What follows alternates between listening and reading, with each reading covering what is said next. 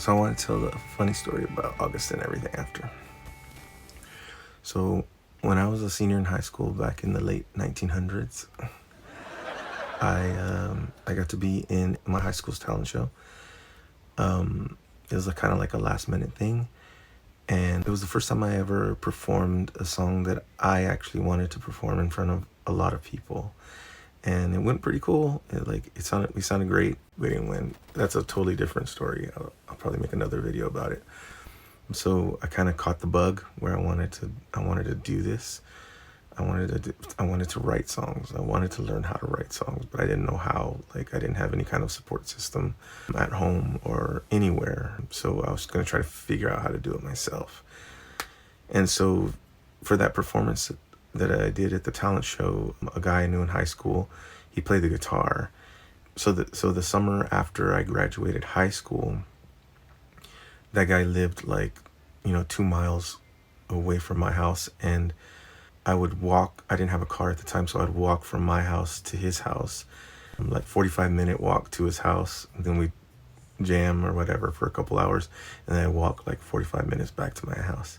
I would do that maybe like 3 or 4 times a week, I guess. We would try to write songs. It's really awkward, I didn't know how to play guitar, so it's really awkward to try to write songs with somebody where they're just playing the guitar and they want you to sing like a melody or some words that they wrote, like a poem or something. They want you to sing it to their music or whatever, and it's really awkward way of trying to write songs, especially if you've never written any songs before and you're just barely learning.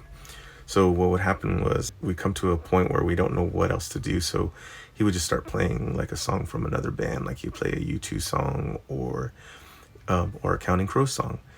And the way that he would do it is he would, if I didn't know the part or he didn't know the part, he wanted to listen to it.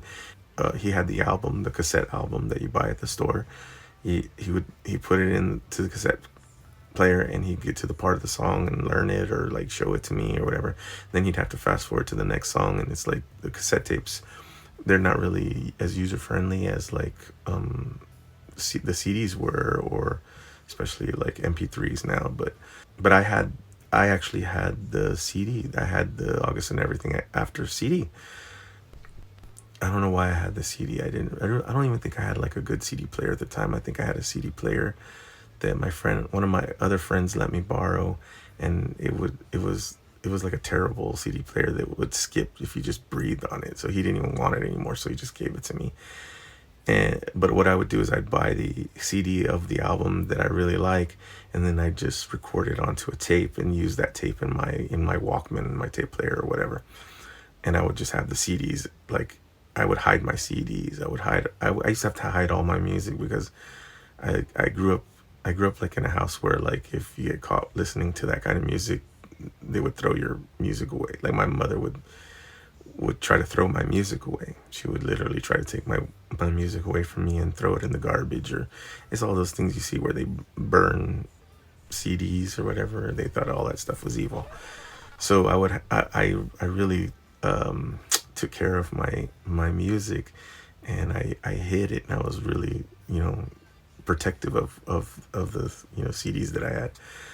So one of the times that I went to this guy's house, I brought the August and Everything After CD to his house so that it would be easy for him to skip to the next song or skip to the middle of a song and learn a part or whatever, so we could play the song or whatever.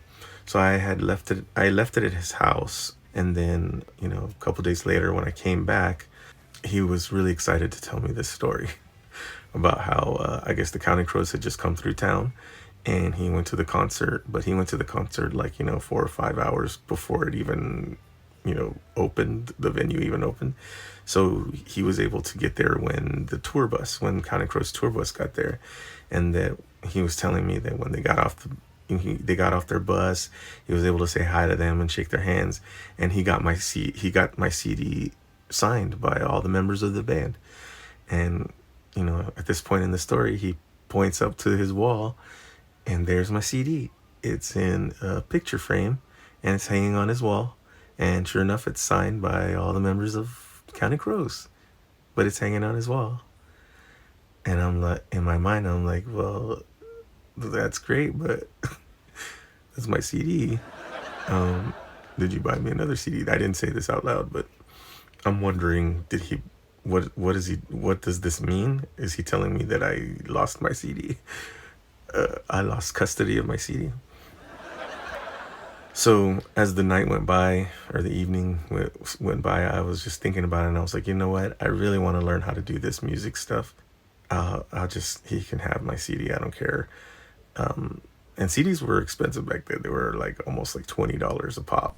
I think my job at the time was paying me like minimum wage. So a CD cost like 5 hours of work or something.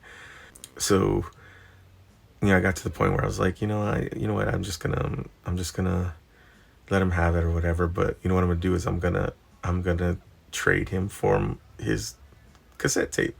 So at the end of that night, I took his cassette tape of Counting Crows, because it was the one that you buy, like it was a real version of it, had the liner notes and everything, and I took it, and I took it with me back home.